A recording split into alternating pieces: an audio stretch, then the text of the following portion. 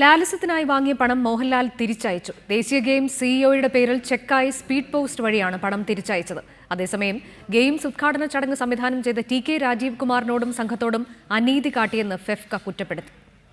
ദേശീയ ഗെയിംസ് ഉദ്ഘാടന വേദിയിൽ അവതരിപ്പിച്ച ലാലിസം എന്ന പരിപാടിയുടെ പേരിലുണ്ടായ വിമർശനങ്ങളെ തുടർന്നാണ് പണം തിരികെ നൽകാൻ മോഹൻലാൽ തീരുമാനിച്ചത്.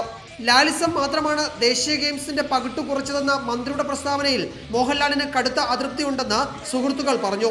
പണം സർക്കാർ വാങ്ങിയാലും ഇല്ലെങ്കിലും അത് തിരികെ നൽകാൻ മോഹൻലാൽ തീരുമാനിക്കുകയായിരുന്നു. 1,62,00,000 രൂപയുടെ ചെക്ക് ഗെയിംസ് സിഇഒയുടെ പേരിൽ സ്പീഡ് പോസ്റ്റ് വഴി മോഹൻലാൽ തിരിച്ചയച്ചു. പണം തിരികെ വാങ്ങേണ്ടെന്ന സർക്കാർ തീരുമാനം തനിക്ക് ബാധകമല്ലെന്ന നിലപാടാണ് മോഹൻലാൽ ഇക്കാര്യത്തിൽ സ്വീകരിച്ചിരിക്കുന്നത്. അതേസമയം ദേശീയ ഗെയിംസിന്റെ ഉദ്ഘാടന ചടങ്ങിൽ അവതരിപ്പിച്ച പരിപാടിയുടെ പേരിൽ സംവിധായകൻ ടി.കെ. രാജീവ് കുമാറിനെയും സംഘത്തെയും ഒറ്റപ്പെടുത്താനുള്ള നീക്കത്തിനെതിരെ ഫെഫ്ക രംഗത്തു വന്നു.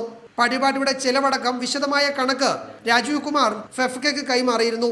ഞങ്ങളുടെ അംഗങ്ങളായിട്ടുള്ള രാജീവ് കുമാറും ജി.എസ്. വിജയനും ഞങ്ങളോട് പറയുന്നു, ഈ കാര്യത്തിനകത്ത് വലിയൊരു നീതികേട് ഞങ്ങളോട് കാണിക്കുന്നുണ്ട്. കാരണം ഞങ്ങളെ സംശയത്തിൻ്റെ പുകമറയ്ക്കുള്ളിലാണ് ഇപ്പോൾ നിർത്തിയിരിക്കുന്നത്. അത്തരം ഒരു സന്ദർഭത്തിൽ ശ്രീ ടി.കെ. രാജീവ് കുമാർ ഞങ്ങളെ രേഖാമൂലം ചില കാര്യങ്ങൾ അറിയിച്ചിട്ടുണ്ട്.